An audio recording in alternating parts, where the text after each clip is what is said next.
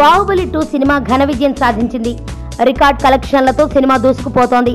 అయితే కట్టప్ప బాహుబలిని ఎందుకు చంపాడనే ప్రశ్నకు రాజమౌళి చెప్పిన సమాధానం ప్రేక్షకులను మెప్పించినప్పటికీ కొందరు విమర్శకులు మాత్రం మరికొన్ని ప్రశ్నలను లేవనెత్తుతున్నారు.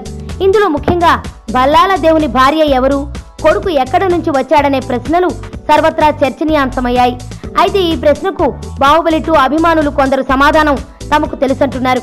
బలాల దేవుడు దేవసేన తనకు దక్కకపోవడంతో అసలు పెళ్లే చేసుకోలేదని, భద్ర అతని దత్తపుత్రుడనే కొత్త వాదనను తెరపైకి తెస్తున్నారు.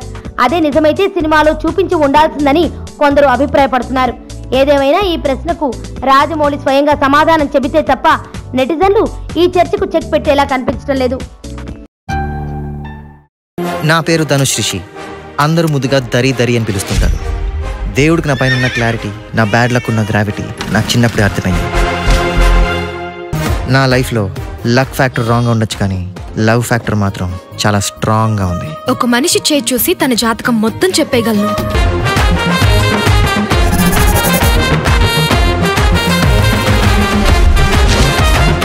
Coming soon.